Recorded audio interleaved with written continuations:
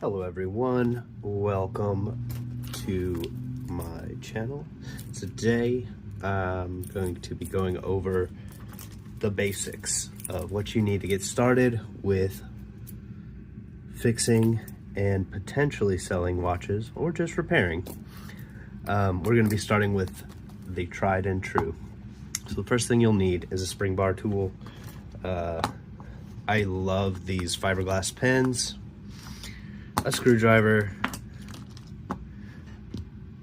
and a case back tool. I personally bought the Invicta starter kit because it was stupid cheap. And I got this really nice little movement holder as well. I guess we'll talk about the spring bar tools. Come in all shapes and sizes. This is a particular one. I just really like it for the poking tip, because a lot of times you need to prod these little spring bars out and to be able to open this up. This is a random quartz I found in a lot that I had purchased. I believe it is J-Lo branded, and we're going to be trying to fix it up a little bit. So as we go, I'm just going to give it a nice little polish occasionally. Some other things I would recommend is a ball, because these help you twist off the backs as needed. A little air blower. All this can be got online for really cheap, or less so if you want to spend some money, depending on where you are in the hobby. And a case back tool. Now this one came with the Invicta kit, but these come in all shapes and sizes. Essentially, you just use this for the initial opening, and then you can switch to your ball.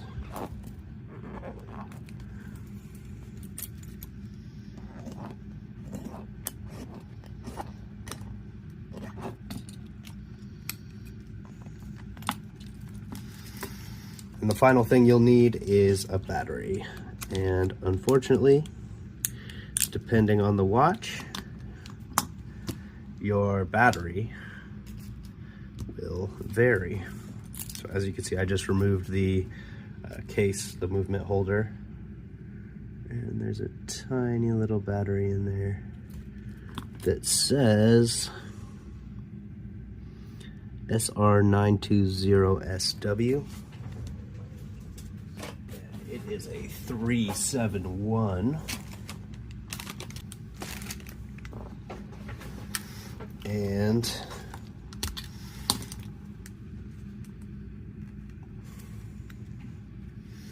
first official act, for me it's opening this battery, but your second official act will be to get this out. Now I just push down on the movement, and usually they have little things that hold in a battery with little springs, so you could just remove that and it'll come popping right out. Now don't throw your batteries away because it's bad for the environment or whatever. And then you take your new battery and you pop it in. And then you take your movement holder. And what this does is it just retains it basically, while this gasket here is going to make it waterproof.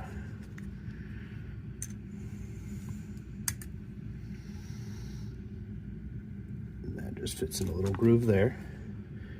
And you take your case back again.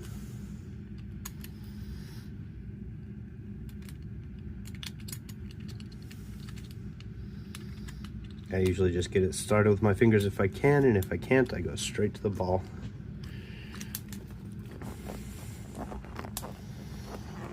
And once it's tightened a bit, we check and see if it's running. She's gone. All right, now, because of that, I'm gonna secure the case back, and then move to closing up the watch. Now this one was in really good condition compared to some of the other watches I got. We will go over those briefly. What I figured I'd do is just show you a couple of different things you might run into when attempting to fix watches. And we'll go through a couple of your really common brands. I sell these. I sell everything on eBay, and just kind of trying to make a side hustle out of it. And so far so good. Let me know if you'd be interested in learning a bit about how that works, because that is something that I was also planning on doing. Because one of the problems that I ran into when looking for how to do this kind of thing is that all the content out there is basically, oh yeah, I'll take a Rolex for 500K and sell it for 150K at the next jeweler over. And honestly, I have no interest in doing that. Also don't have the 500K that it takes. So instead I started on a shoestring. I bought a box of watches from eBay and just decided to go through and see if I could fix them, and if I could, see if I could make money off singles. So that's what I do mostly, is I hustle singles. Now I do know other people who hustle bulk. Now unfortunately for me, I have gotten to a point where I have so many watches that I probably won't be able to fix them. So I do occasionally sell bulk lots on eBay, but so does everyone else. So great news is there's never going to be a shortage of watches.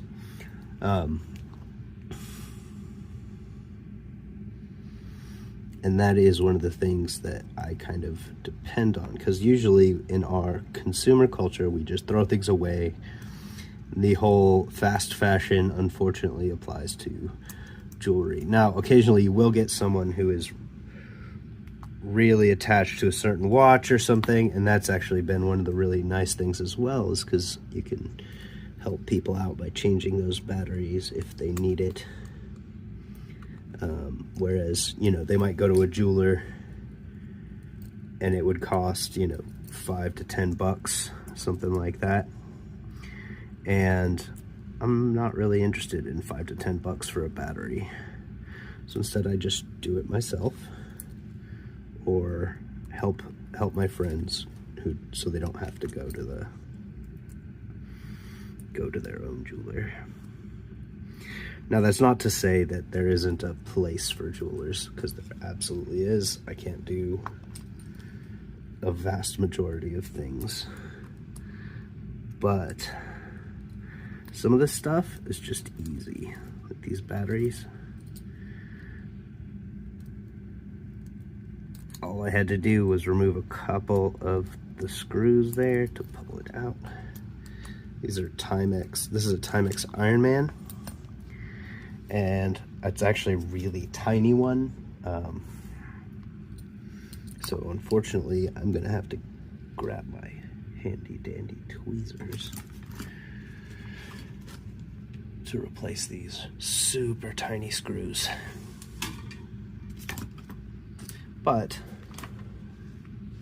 it's a pretty nice little hobby for me once I've gotten into it and kind of rolled with it for a little while. Now that I have a flow down, it really is quite soothing. You'll see I actually pulled out the jeweler's, the watchmaker's screwdriver here, because the other one couldn't hit them tiny heads. I don't know if I can even focus on that. Let's see. It's extremely small. And unfortunately, that's probably one of the bigger screws when you're dealing with the inside of mechanical watches, which we are not. So great news in that department. But right now we are looking for a CR1220.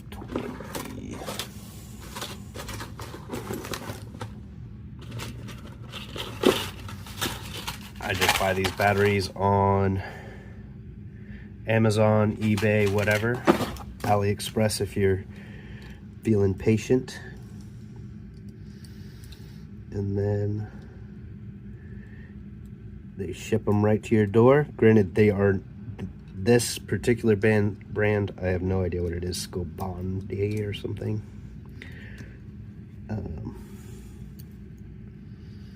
Is not particularly a good, quote-unquote, good brand, but it is a watch battery that works.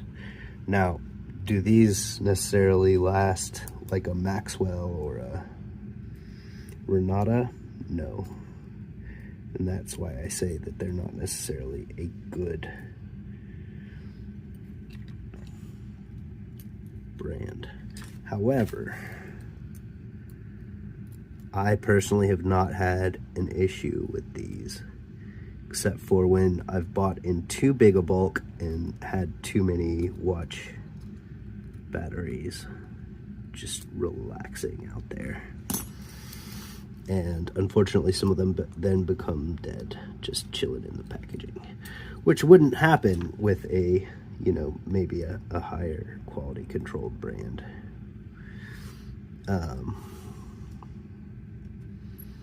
Or at least that's what they would like me to think. And, you know, I'm inclined to believe them.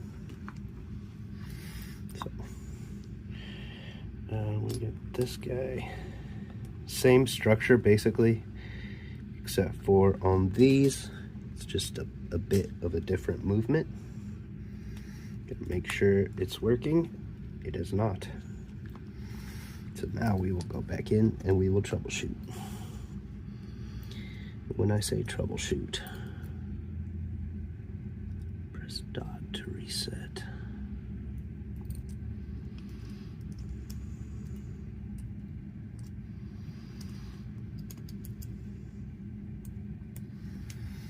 All right, there it goes. Yeah, a lot of these quartz, they do have special little things that you have to do to get them to reset.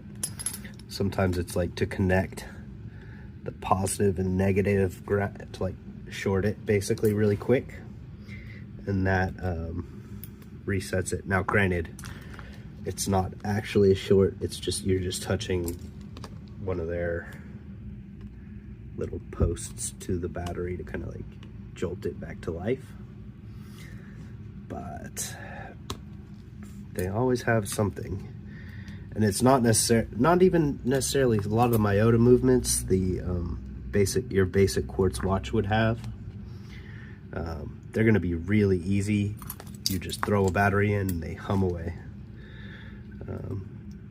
Timexes are renowned for lasting forever, and these in particular, they do. I mean, frankly, I don't know how old this watch is. It's literally been in a box for a while. It looks like it's in great condition, but as y'all just saw,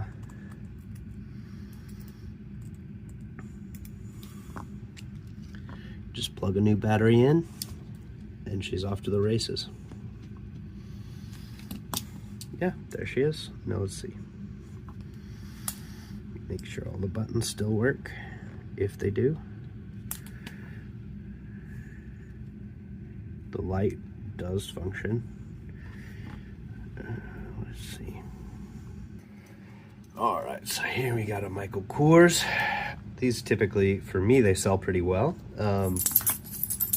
I'm granted not into the high-end watch side of things, and it's not necessarily out of choice per se, but you are gonna have to use a case back tool on this guy.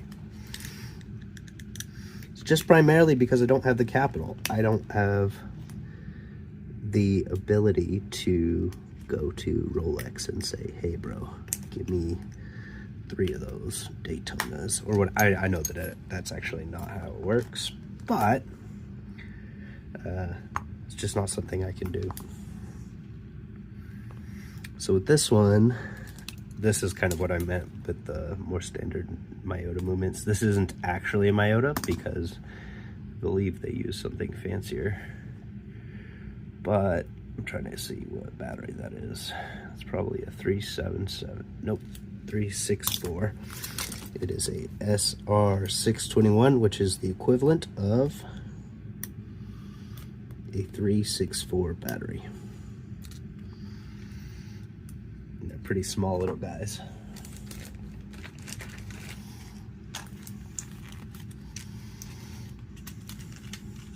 And this, simple as that. And then once she's in there, I usually get my polishing rod, make sure that the edges look good, because this is where the gasket is going to sit. I usually also prod the gasket a little bit, because if it's not elastic anymore, it's no longer water resistant.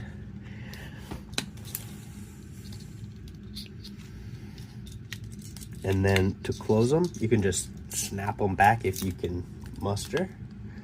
But there's also specialized tools to get them closed. And I will be grabbing mine because there's no reason to make more work. However, if you don't have one, I would just recommend getting one. This was cheap. I mean, literally very cheap. It just helps you apply the pressure that you need across the hole.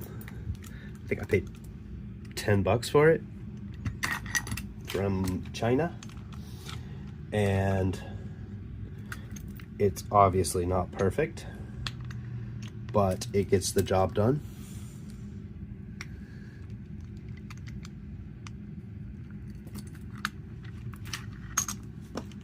Got these little nylon dies that you can swap out.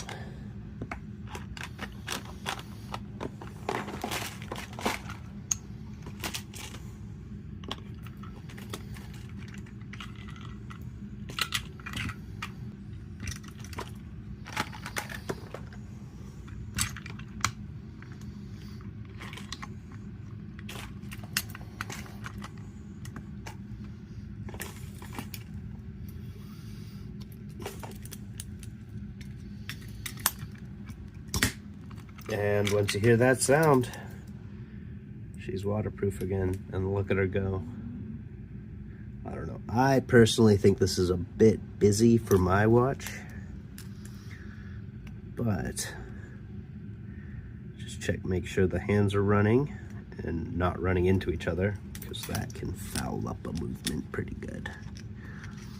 And toss a little polish on the edges.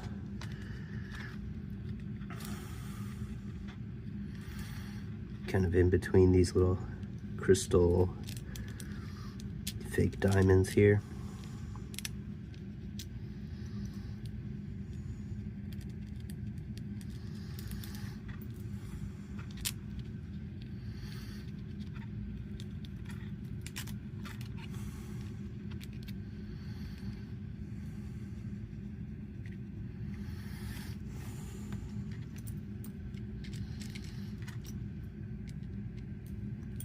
And as you can see, this one's a little bit rougher condition.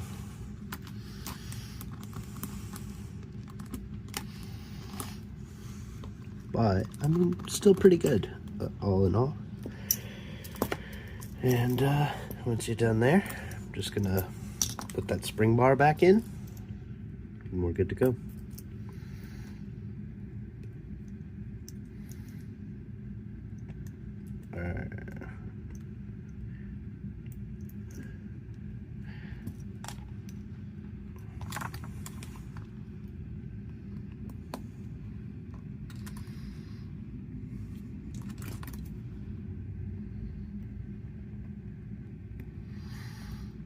All right, everyone. Well, thank you for joining me on my maiden voyage on this channel.